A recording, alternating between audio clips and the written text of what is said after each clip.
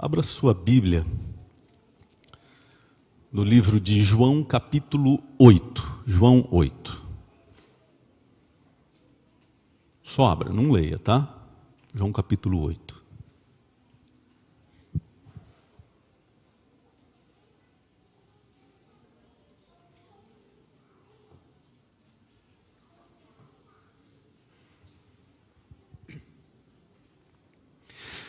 De vez em quando eu gosto de ler, quando eu encontro alguns textos interessantes, alegorias interessantes, eu gosto de ler e salvar, porque tem alguns que trazem algumas lições interessantes. Um dia eu estava lendo um livro, um artigo, na verdade, e eu encontrei um texto bem interessante que eu gostaria de compartilhar com vocês.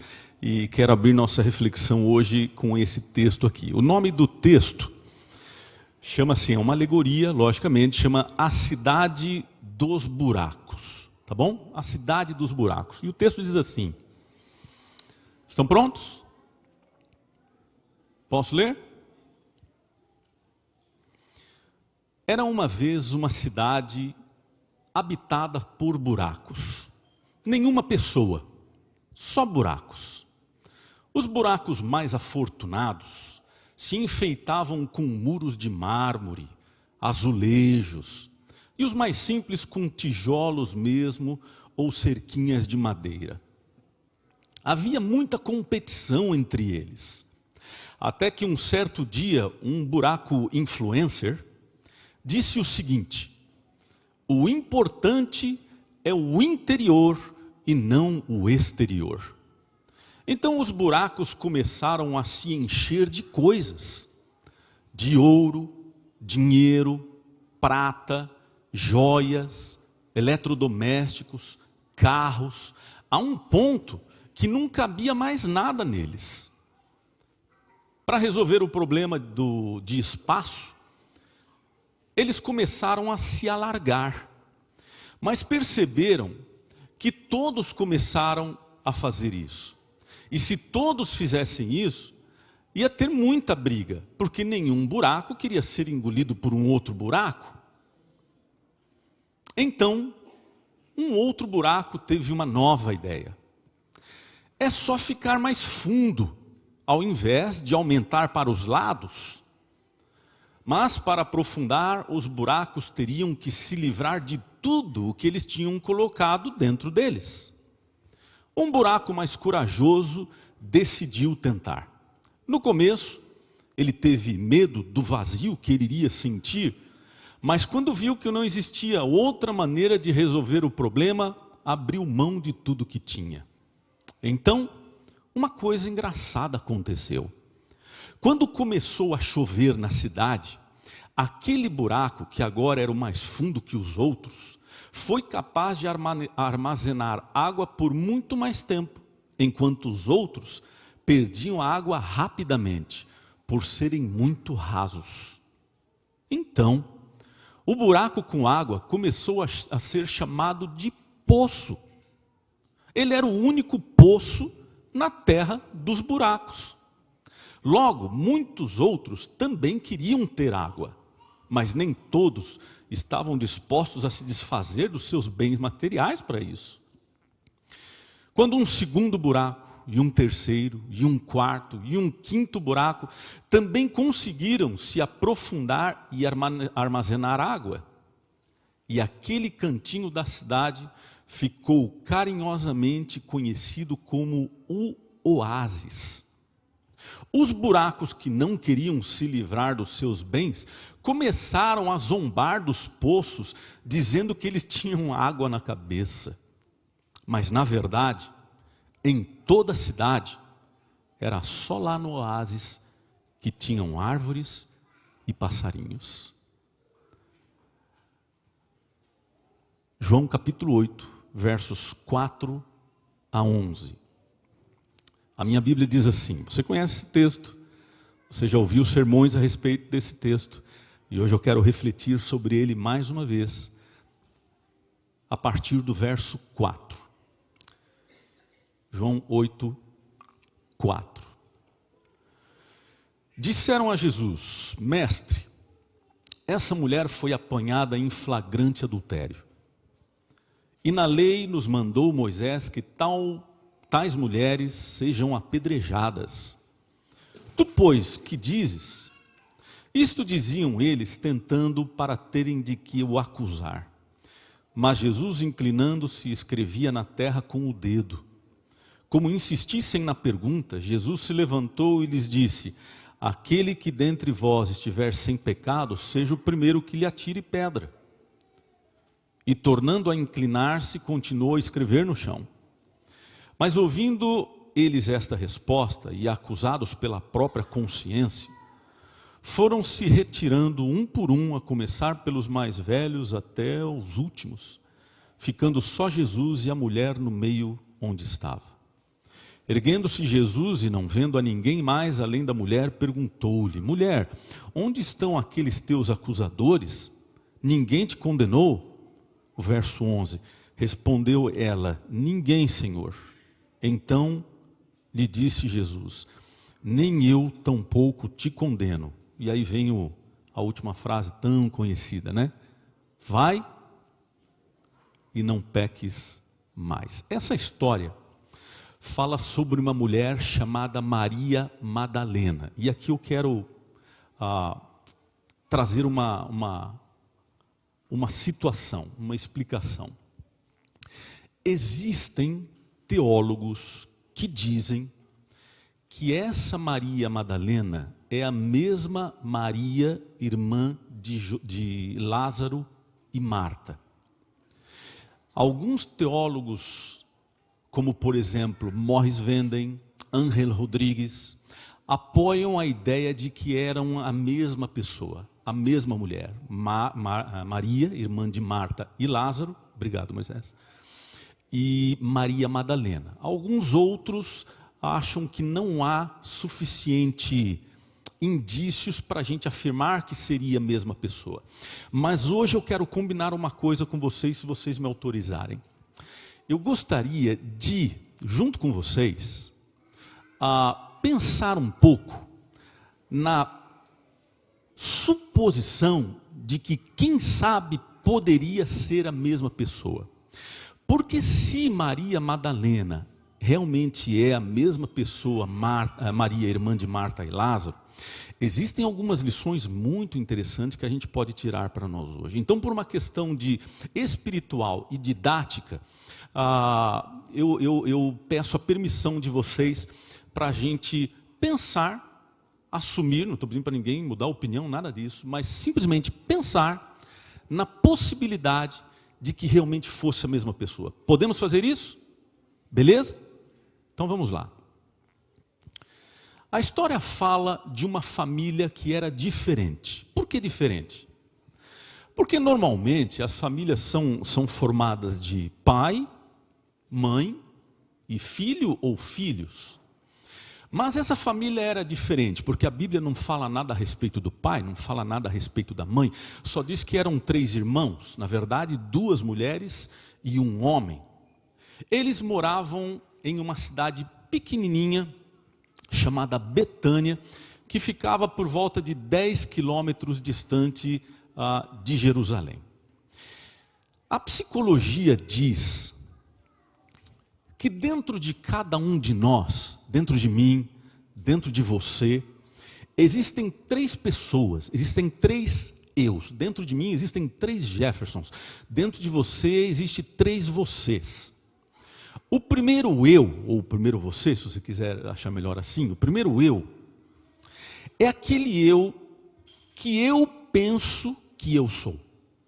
É a ideia que eu faço de mim. Às vezes essa ideia é a ideia até que eu gostaria de ser, mas é aquela que quando eu olho no espelho eu projeto em mim.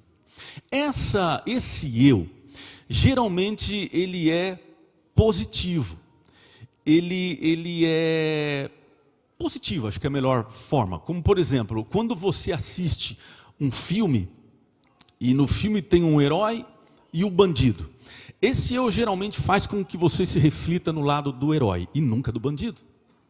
Esse eu é o eu ideal. É o eu que você acolhe, que você abraça. Existe um segundo eu, que é o eu que os outros pensam de mim. É o que os outros veem quando eles olham para mim. E não necessariamente esse eu que os outros veem coincide com o eu que eu idealizo para mim. Esse outro eu, às vezes eu posso pensar que eu sou uma coisa, ou pensar que eu sou de uma maneira, mas a forma como os outros me veem é totalmente diferente daquilo que eu idealizo.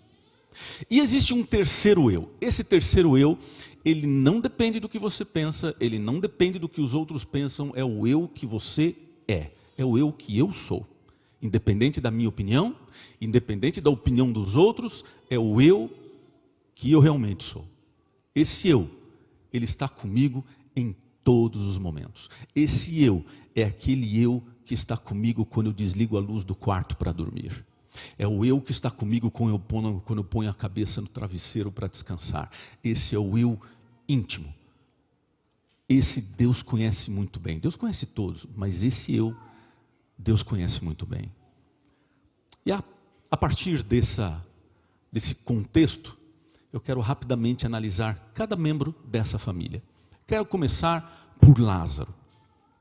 Lázaro era o único homem da família e muito provavelmente era quem trazia o sustento para a família.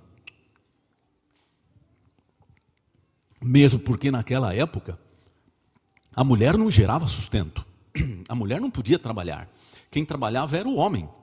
O homem era o mantenedor da família. Lembra um episódio quando Elias foi encontrar uma viúva, e essa viúva, diz a Bíblia, que era viúva e um filho pequeno. E aí Elias, o profeta, pediu alguma coisa para comer, ela falou, mas eu só tenho aqui um pouco de farinha e um pouco de azeite. E o meu plano aqui é fazer um bolo, um pão, comer essa última coisa que eu tenho e esperar a morte. Lembra desse texto? Por que ela ia esperar a morte? Porque a mulher não podia gerar receita, a mulher não podia trabalhar. Por isso Deus, Jesus, fala tanto a respeito das viúvas, porque elas tinham perdido quem mantinha, trazia manutenção para a família. Lázaro cumpria esse papel com as irmãs, ele era o homem da família. Ele assumia o papel do pai da família, ele era o trabalhador. Você consegue imaginar Lázaro saindo todos os dias de manhã para trabalhar, e trabalha o dia inteiro, e chega cansado em casa para descansar, para no dia seguinte trabalhar mais uma vez, para poder sustentar a família, as irmãs e a si mesmo. Vai formando na sua mente essas três personagens. A segunda personagem, que é a irmã, era Marta. Marta, pelo que a Bíblia descreve, era uma mulher certinha, uma mulher zelosa. Ela não deveria ser brasileira, porque Marta gostava de seguir regras. Marta gostava das coisas assim, sabe como a gente fala? Tintim por tintim. Ela era aquela pessoa que no sábado à tarde ela queria sair e distribuir folhetos. Os relatos que mostram Jesus na casa de Marta, ela está na cozinha. Porque ela tinha um dom que eu particularmente acho um dom maravilhoso. Marta tinha o dom de cozinhar. E tem umas mulheres que cozinham muito bem, né? Homens também. Marta era essa pessoa, preocupada com os detalhes. A gente diz assim, crica, sabe? Detalhista. E tinha Maria. Maria era uma mulher bonita. Imagine Maria. Uma moça sorridente. Uma moça simpática. Quando ela sorria, ela atraía pessoas. Ela na igreja dela era líder na recepção. Todos os sábados ela ficava lá na recepção. Porque o sorriso dela, o jeito dela atraía as pessoas. A Bíblia diz que um dia essa família tinha um tio chamado Simão. E a Bíblia diz que um dia Simão começou a olhar de maneira diferente para Maria. E eu acho muito interessante a comunicação pelos olhos. A gente comunica muito pelos olhos. Acho que semana passada você que dirigiu o louvor, Rodrigo. Semana passada o Rodrigo disse uma coisa muito interessante, porque nós estamos na época da máscara, nós estamos no momento da máscara. E a gente pensa assim, a gente não pode sorrir. Pode.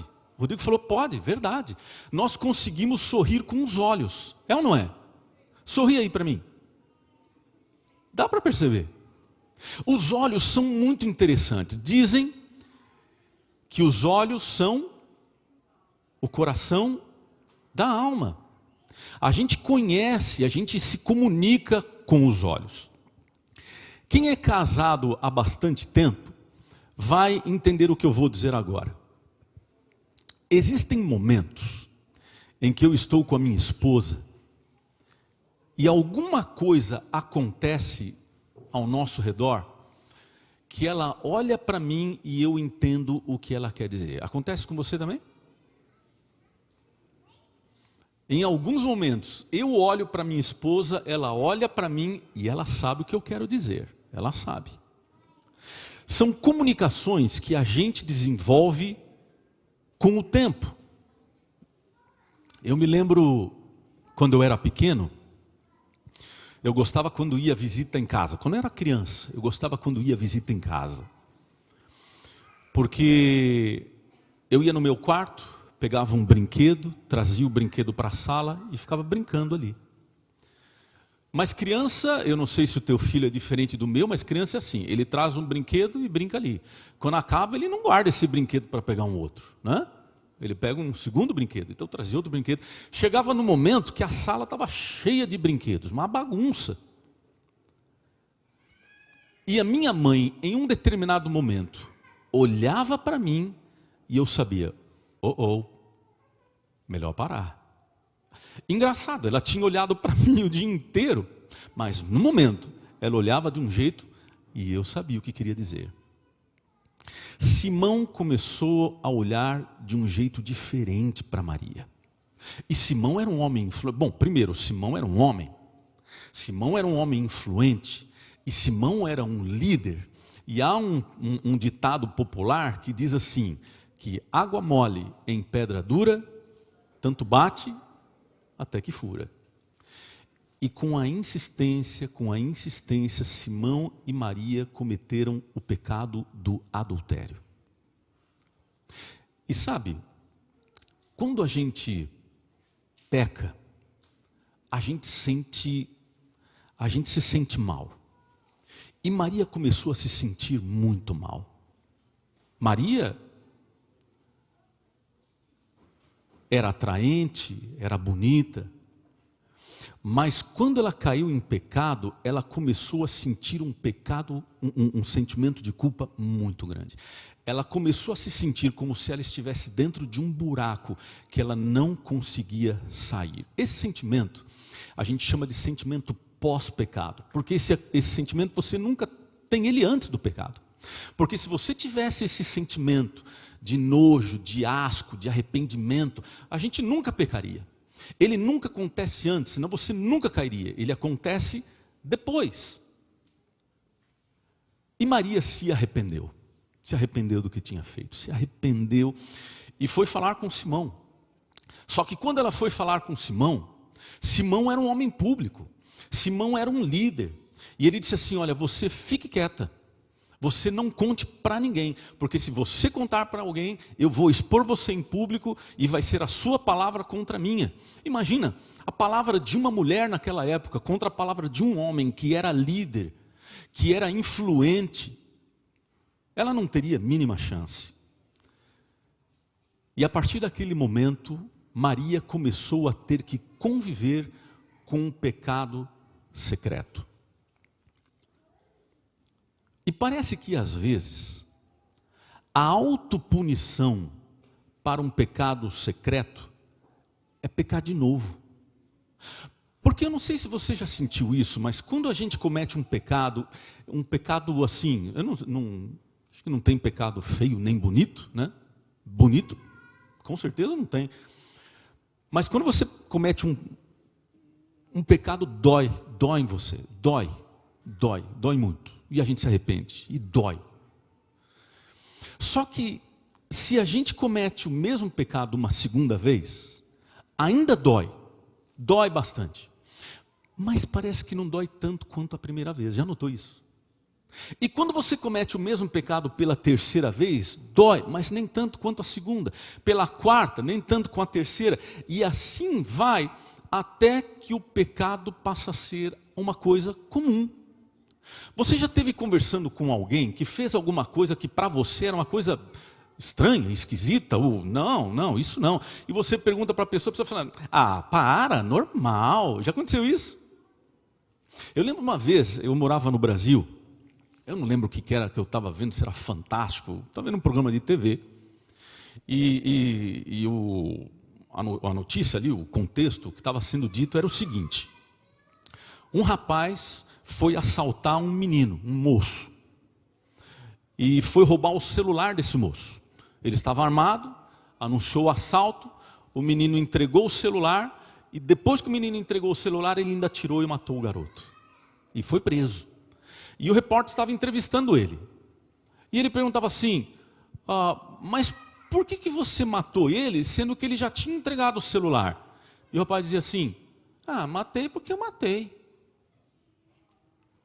Mas agora você vai preso. Vou.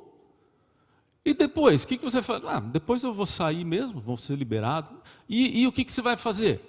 Vou continuar assaltando. Assim, essa é a minha profissão. Profissão. Percebe? O pecado, ele vai criando uma característica que e esse é o objetivo do inimigo, que o pecado ele não pareça pecado. E com a repetição do pecado, Maria começou a ser conhecida na cidade de Betânia como a prostituta da cidade.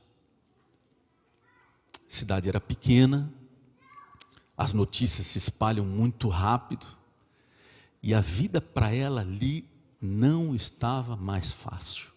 Não estava fácil. Alguns momentos ela estava passeando, andando, caminhando pelas ruas, e as mulheres conversando no portão, quando viam ela, diziam assim, olha lá, tá vendo?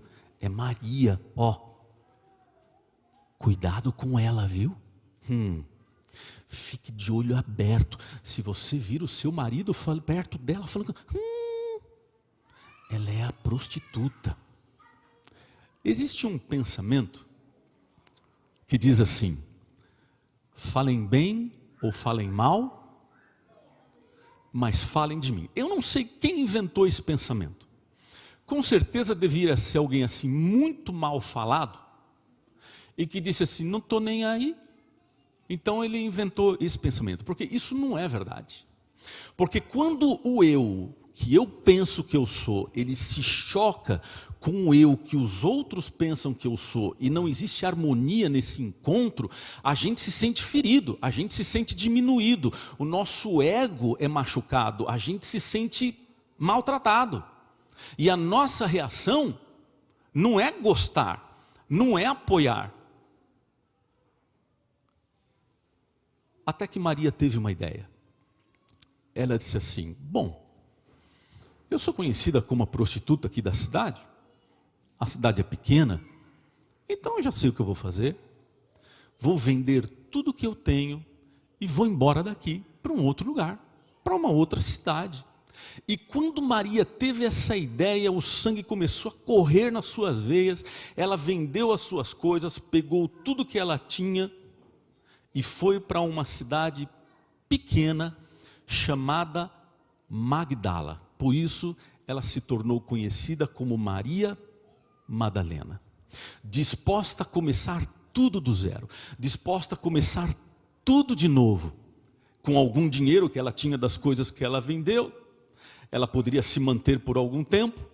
Então agora, disposta a começar tudo de novo, ela foi até eu imagino isso, ela indo até um hotel na cidade e dizendo assim, olha, eu sou uma pessoa simpática, eu tenho facilidade de comunicação e eu estou procurando um emprego. Se houver alguma vaga, e a pessoa, o gerente do hotel disse assim, olha, eu sinto muito, mas o nosso corpo de funcionário já está completo, nós não precisamos de você. Ok, tá bom. E ela saiu dali, foi, quem sabe, de repente, numa loja de roupas femininas, e disse assim, olha, eu acredito que eu posso ser uma boa vendedora, porque eu me comunico bem, eu sou simpática e eu estou procurando emprego. E a mulher da loja disse assim, olha, mas num momento agora exatamente nós não precisamos de você. E aí ela saiu dali, foi num restaurante, talvez, e disse, olha, eu não entendo muito de cozinhar, eu aprendi algumas coisas com minha irmã, ela cozinha muito bem e tal, mas eu posso também trabalhar como garçonete, eu estou precisando de dinheiro. O dono do restaurante disse assim, olha, nós não precisamos de você aqui, nosso quadro está completo no momento. E os dias foram passando, 2 dias, 3 dias, 4, 1 semana, 2, e o dinheiro começou a acabar. Estranho isso, né? Começou a acabar. O dinheiro acabou, foi acabando. Em todos os lugares que ela ia, ela ouvia, nós não precisamos de você. Isso é o que o mundo tenta dizer para você todos os dias. Ninguém precisa de você. Você não tem valor. Isso é o que o inimigo diz para nós todos os dias. Quando a gente abre a palavra de Deus, a mensagem que a gente encontra é exatamente o contrário. Deus diz assim, vocês precisam um dos outros. A Bíblia diz assim, vocês fazem parte de um mesmo corpo, e vocês têm tanto valor que eu morri por vocês. Só que o tempo foi passando, o dinheiro acabou, e agora Maria começou a passar fome. E há um outro pensamento que diz assim, antes um covarde vivo do que um herói morto. E Maria começou a pensar assim, agora eu não tenho mais o que comer. Eu saí lá de Betânia para começar uma vida nova, mas que vida se eu morrer de fome? Lá a minha vida era ruim, mas pelo menos eu tinha o que comer. Eu tinha dinheiro, o que adianta eu querer começar tudo do zero, tudo de novo, e morrer aqui, em troca de quê?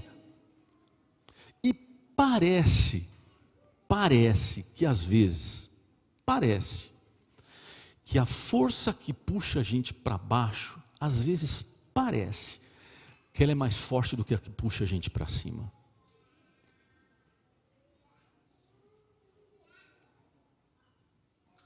E a punição para um pecado, geralmente, é pecar novamente. E com certeza ali em Magdala, haviam homens que estariam dispostos a pagar o preço que Maria pedisse pelo seu corpo. E Maria, mais uma vez, caiu em pecado e se tornou conhecida como a prostituta de Magdala, Maria Madalena. A Bíblia diz que um dia Maria ouviu alguém dizer que um homem diferente estaria passando pela sua cidade.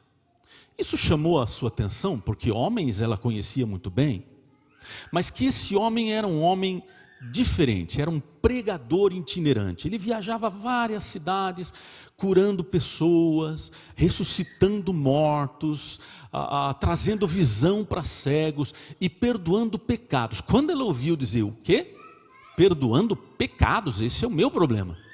Pecado é a minha luta. Quando ela ouviu dizer sobre esse homem, ela disse, eu tenho que encontrar com ele. Eu tenho que falar com esse homem. E ela esperou no dia certo, no dia onde Jesus estaria lá em Magdala, no lugar certo, no momento certo, ela foi até onde Jesus estava. Havia ali uma multidão para ouvir Jesus.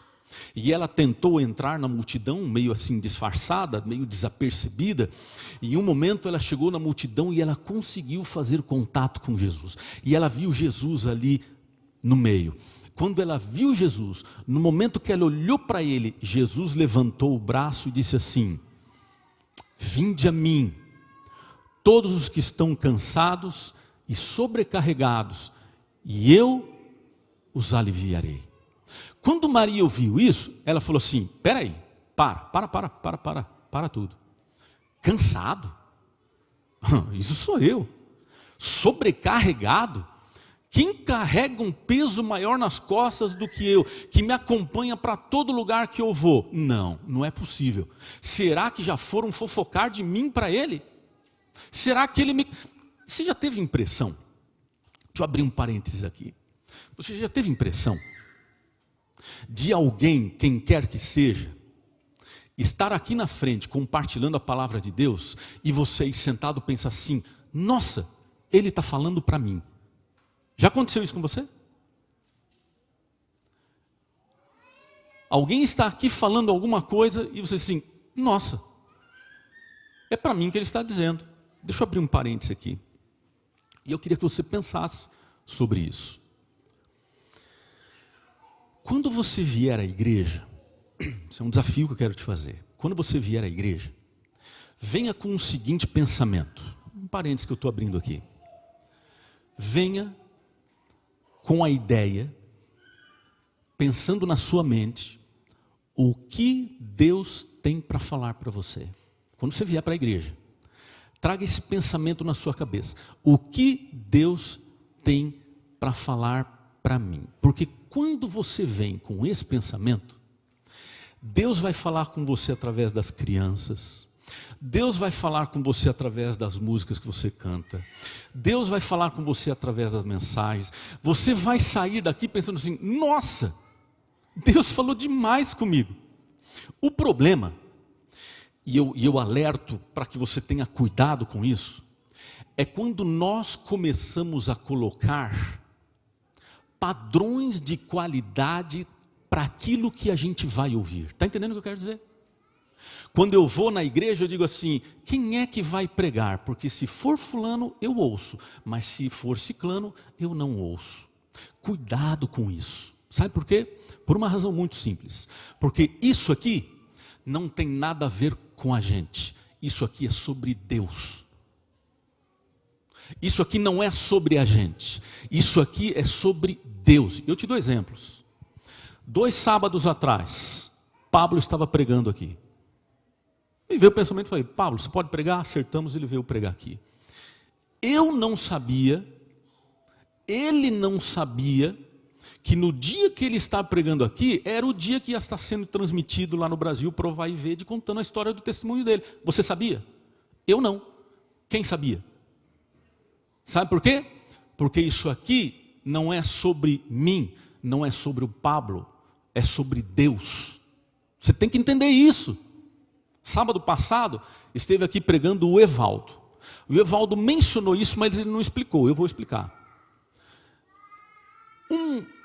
Um dia, o Evaldo estava pensando e conversando com Deus, dizendo assim,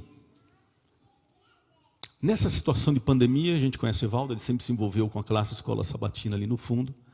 O Evaldo pensou assim para Deus, Senhor, hoje não tem mais escola sabatina, é geral. Ele estava pensando e perguntou para Deus, o que eu podia fazer para eu ser útil? Foi isso? No sábado seguinte, eu estava sentado onde Moisés está sentado.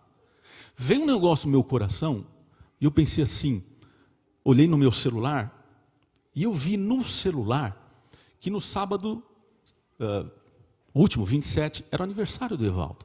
E veio uma coisa no meu coração, dizendo assim, convido o Evaldo. E eu convidei. Eu sabia que ele tinha falado com Deus e dito, Senhor, o que eu posso fazer? Eu sabia? Eu não sabia. Mas quem sabia? Deus sabia. Porque isso aqui não tem a ver com a gente. Isso aqui tem a ver com Deus. E sabe como eu aprendi isso? De uma forma muito interessante. Eu estava uma vez com o Arautos do Rei, na época que eu cantava com o quarteto, nós fomos fazer um programa na Bahia, no interior da Bahia. E naquela época o pastor Stina ainda não era membro da voz, não era o orador da Voz da Profecia. A gente estava num momento de transição e não existia orador. Então, em alguns lugares onde a gente ia, eu fazia as mensagens espirituais, as pregações. E eu lembro que nós fomos numa programação de uma associação que aconteceria no sábado à noite. E nós chegamos na sexta-feira. E aí a gente ia ficar no sábado ali no hotel, de manhã, sem fazer nada, porque eles estariam preparando as coisas todas para o programa à noite. Então a gente teve uma ideia, chamamos o pastor da associação e dissemos assim para ele, falou assim, olha, amanhã de manhã a gente está livre, e a gente não quer ficar aqui no hotel. Então faz o seguinte, ache aí uma igreja pequenininha, bem simples, que a gente nunca iria nessa igreja porque eles não têm condição financeira de custear as despesas, que a gente não queria para lá. Acha uma igreja pequenininha e a gente vai lá fazer a programação para eles, beleza? Na hora, ele chamou o pastor disse, está falando, não, tem a igreja certa para vocês. E no sábado de manhã nós fomos lá numa igreja, no interiorzão da Bahia, igreja pequenininha, chão de cimento, teto sem forro, um som sem som. E ali nós chegamos. Eu levei um sermão comigo, preparado. Falei, bom, se pedirem para pregar, eu prego. E aí chegamos lá, nos assentamos, viram a gente, puxa, tal, não sei o quê. Aí a gente cantou na escola sabatina, cantamos no começo do culto e ninguém falou nada. E eu fiquei na minha, né? E aí chegou no momento da pregação, subiu para o púlpito para pregar um homem muito simples. Um homem muito simples, que falava um português todo errado. Bom, falava em baianês, né? Foi mal.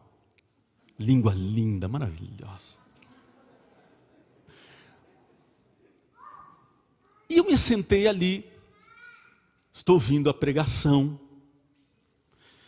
E em um momento, quando eu estava mais assim para o fim, eu pensei comigo assim,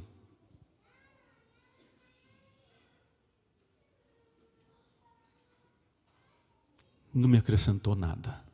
Eu pensei comigo, vou sair do jeito que eu entrei. Gente, no exato momento em que eu pensei isso, foi tipo assim um pedala Robinho, né? Se liga, ô peão. Uma mulher que estava do meu lado, uma mulher forte, e eu não tinha percebido isso, mas eu olhei para ela, ela olhou para mim com os olhos caindo, lágrima dos olhos, e disse assim, que sermão maravilhoso, não? Eu parei e falei, não, para. Eu tenho que entender isso aqui, o que está acontecendo aqui? E eu comecei a analisar isso aqui, deixa eu ver. Bom, lugar, o problema não é o lugar, porque eu e ela estamos no mesmo lugar, e ela está sentindo Deus aqui, e eu não, então não pode ser o lugar. O sermão, a mensagem, também não pode ser, porque o que eu estou ouvindo é a mesma coisa que ela está ouvindo. Não pode ser. Emissor, também não pode ser, porque o mesmo emissor que eu estou vendo e ouvindo é o que ela está vendo e ouvindo. O que é a única coisa que tem diferente aqui? O receptor. Eu não estou ouvindo o que ela está ouvindo. Com quem está com o problema? Comigo. Todas as vezes que eu venho para a igreja e digo assim, Deus vai falar comigo, eu só tenho que ficar esperto para eu ouvir o que ele quer dizer. Você vai sair daqui ouvindo a voz de Deus. Mas se você vem aqui dizendo assim, eu só ouço quem é digno da minha atenção. Sabe o que você está fazendo? Você está criando barreiras para que Deus não fale com você. Por isso tenha um cristianismo morno. Dá para entender isso? Faz sentido isso? Deus fala, é você que não escuta. É você que tem que vir preparado para escutar. Quando Maria estava ali, falou, não, peraí, ele está falando para mim, e Deus vai falar com você, se você tiver disposição de ouvir o que Deus tem para falar. Mas se você coloca numa prateleira, quem é digno da minha atenção? Cuidado com isso. Cuidado com isso. Porque a partir desse momento, Deus sai de cena e é você o ponto de referência. Cuidado com isso. Depois ela olhou para Jesus e no exato momento que ela olhou para Jesus, Jesus levantou a mão, levantou o braço e disse assim, todo aquele que vier a mim, de modo nenhum o lançarei fora. E ela pensou assim, não é possível. Será que ela conhece a minha história? Será que ele conhece a minha história? Veja, Deus conhece a história de Maria. Conhecia. Deus conhece a sua história. E ela pensou consigo, peso, carga, sobrecarregado. Não, eu preciso falar com esse homem. Esperou até que a multidão se separou, se desfez, e foi falar com Jesus. E sabe o que a Bíblia diz? Que Jesus recebeu Maria, Jesus perdoou Maria, e Jesus apagou todos os pecados que ela tinha. E eu poderia dizer assim, que história linda, né? Vamos embora para casa? Mas ela não terminou aí. Porque a Bíblia diz que Jesus foi e Maria ficou. Ficou com os mesmos homens que pagariam o preço. Ficou sem mudar o entendimento de quem era aquele homem. E a Bíblia diz que várias vezes Jesus voltava para a cidade, perdoava Maria, ela pecava de novo. Voltava para a cidade, perdoava Maria, ela caía de novo. Várias vezes, várias vezes, várias vezes. Só que em um momento, Simão pensou assim, ela está encontrando muito com ele. Em algum momento, será que ela já não falou de mim para ele? E ela pensou assim, Simão pensou assim, eu vou falar primeiro. Porque você já notou que parece que às vezes quem fala primeiro parece que tem mais razão, né? Ela falou, eu vou falar primeiro. E aí a Bíblia diz que Simão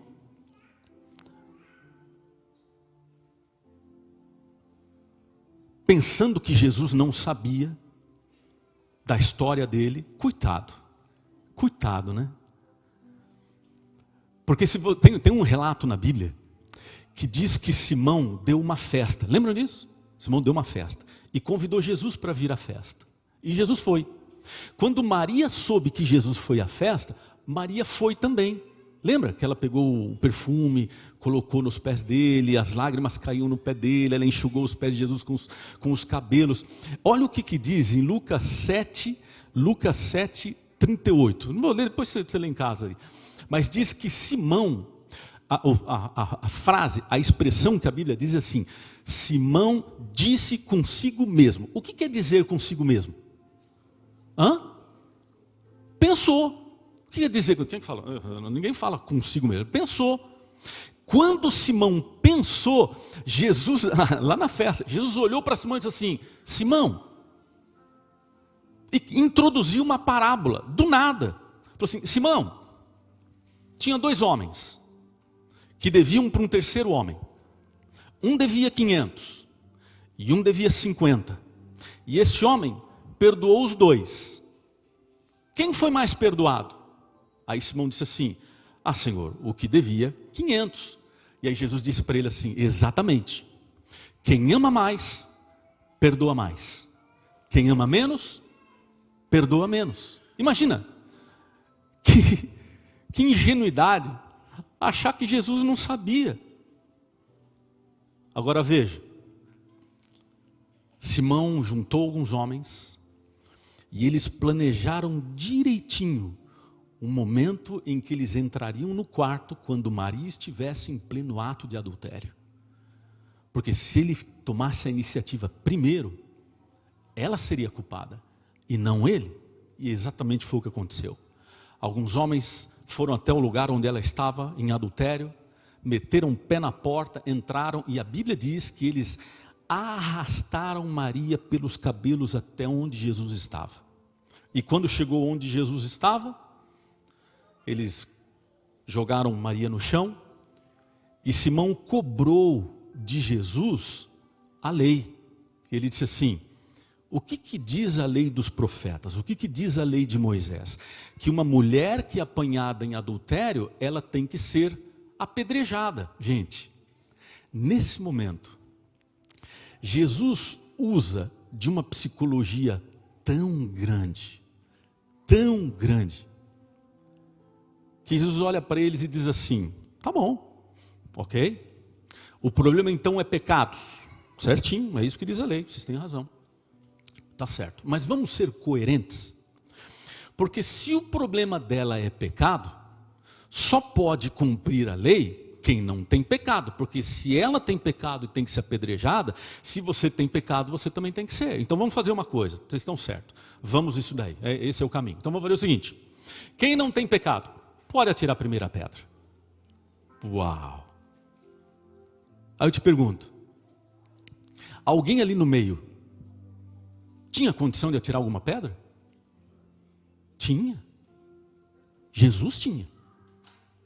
E a Bíblia diz que Jesus se abaixou no chão e começou a escrever. Alguns dizem que naquele momento, quando Jesus abaixou no chão, ele estava escrevendo as leis, os mandamentos.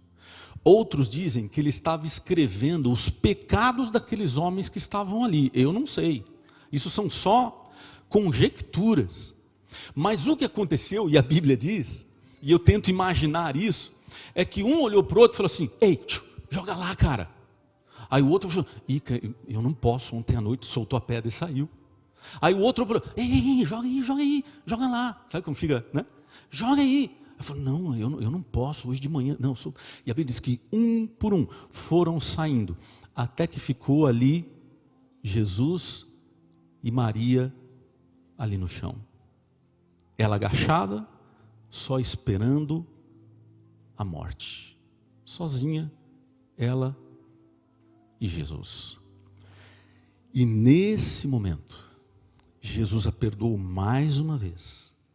Mas nesse momento, ela entendeu o que ela ainda não tinha entendido. E o que ela entendeu naquele dia, muitos de nós ainda não entendemos até hoje. Ela entendeu que você pode ficar perto de Jesus, mesmo que você não o veja. E esse é o segredo. Você pode estar próximo de Jesus, mesmo até que você não o sinta. E agora Maria foi. Nesse contexto da Bíblia, a Bíblia menciona que Jesus disse para ela, Maria, eu te perdoo. E essa é a parte que Deus faz.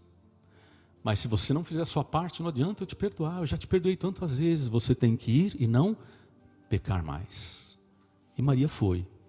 Agora uma Maria diferente, porque entendeu que estar perto de Jesus não depende de você ver Jesus. E o que eu vou dizer agora, não está escrito em lugar nenhum, mas eu de vez em quando gosto de pensar em algumas possibilidades de algumas histórias da Bíblia. Mas eu penso o seguinte, e pode realmente ter acontecido. Maria levantou, foi embora e seguiu a sua vida. E o tempo passou. Agora imagine comigo uma coisa. Pode ser que por Maria ser uma mulher bonita, atraente, pode ser que ela tenha encontrado um homem que aceitou perdoar o seu passado, que aceitou perdoar a sua história e se casou com ela. Já pensou nisso? Se Maria, depois de perdoada, depois de renovada, ela constituiu família. E eu tento imaginar a cena, por exemplo, de Maria dentro da casa, na pia, lavando uma louça ou preparando um pão, e as crianças brincando lá fora. E Maria, quando olha pela janela, ela vê os filhos dela brincando lá fora. E ninguém vai sentir isso como Maria vai sentir, mas você vai entender isso. E quando ela viu os filhos, ela pensou assim, meus filhos, filhos que eu nunca teria, se um dia Jesus não tivesse me perdoado. Família que eu nunca teria, se Jesus um dia não tivesse me perdoado. Você um dia já se sentiu perdoado por Jesus, por Deus, já sentiu isso? E eu fico imaginando que naquele momento uma lágrima deve ter caído do seu rosto, misturado na massa do pão. Massa do pão que alimentaria a família, que ela nunca teria, se Jesus não tivesse dado a ela uma nova chance. Um dia eu estava pregando na igreja de Vila Nova Cachoeirinha, em São Paulo. Eu estava, na verdade, fazendo uma semana de oração. Estava pregando na igreja de Vila Nova Cachoeirinha. Era um domingo à noite. E o sermão que eu preguei naquele domingo foi esse sermão aqui. E quando terminou a programação, eu fui até a saída da igreja e comecei a cumprimentar as pessoas. Quando eu estava cumprimentando as pessoas, veio uma moça. E ela estendeu a mão, eu a cumprimentei e ela disse assim: pastor, hoje você pregou para mim. E eu falei, puxa, que bom, porque às vezes as pessoas falam isso, né? Porque isso é sobre Deus, não é sobre a gente. E eu olhei para ela e falei, puxa, que bom, Deus seja louvado por isso, que bom. E ela olhou e falou assim, pastor, você não entendeu, Hoje o senhor contou a minha história, o senhor falou para mim. Eu falei, como assim, o que você quer dizer? Ele falou, pastor, eu me mudei essa semana, eu morava em Campinas. Eu sou uma prostituta.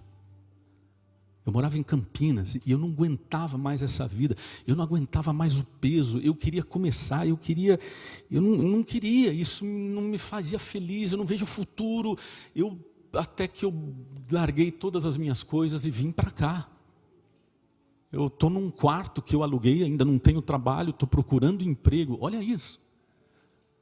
E eu estava passando aqui à noite, hoje, agora, vi uns carros parados ali na frente. E olhei, era uma igreja, eu entrei. Eu nunca entrei numa igreja. E pastor, você contou a minha história. Eu sou uma prostituta. Eu deixei tudo que eu tinha para começar de novo. E o que eu ouvi foi para mim. Dentro de nós existem buracos. Dentro desses buracos a gente pode colocar joias, ouro, dinheiro, carros. A gente pode tentar alargar os buracos para tentar colocar coisas mais dentro. Mas existe só uma coisa que pode completar esse espaço. É Jesus. É o limite que faz a diferença entre você ser um buraco e um poço. É o que tira você de uma vida medíocre e torna você um oásis para quem vive em volta de você. Por mais que pessoas olhem e digam, só tem água na cabeça. Fazer a vontade de Deus é o segredo para ser um oásis. Cada um de nós temos buracos dentro da gente. E quando você se sente vazio, é porque não está nesse buraco cheio com o que deveria estar. É porque está cheio com outras coisas. Porque quando Jesus ocupa esse buraco, a sua vida vira um oásis. E nesse dia eu entendi assim, uau, isso aqui não é sobre a gente. Qualquer um de nós pode até ter facilidade para se comunicar ou não. Mas isso aqui é sobre Deus. E por uma razão muito simples. Porque quando alguém sobe aqui, quem quer que seja que suba aqui, Deus é o mais interessado em usar essa pessoa para falar para você. Simples assim. Agora eu te pergunto. Olha para dentro de você. O espaço vazio está preenchido com o quê? Não quer hoje pela manhã você dizer assim, Senhor, eu quero ser um oásis. Eu quero a minha vida cheia de árvores e de passarinhos. Se você quer dizer isso para Ele, feche seus olhos agora, me acompanhe nessa oração. Querido Jesus, existe perdão para o mais pecador ser humano. Existe perdão.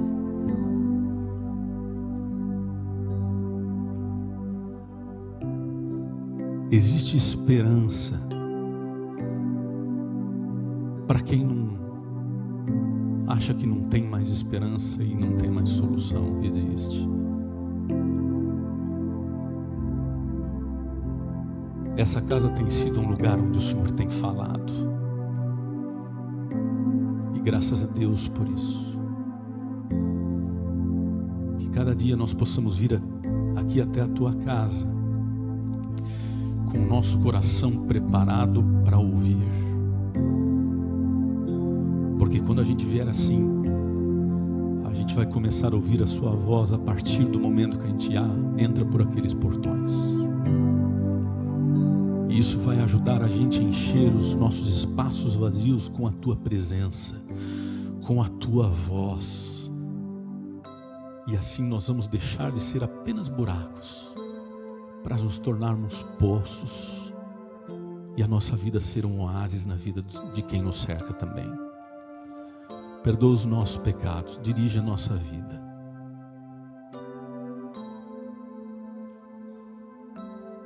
Se revela, se mostra, porque essa igreja aqui não tem a ver com a gente, tem a ver contigo.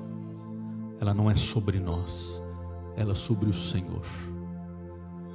Purifica o nosso coração, muda a nossa mente e enche os nossos espaços vazios com a tua presença. É o que nós pedimos, no nome de Jesus. Amém.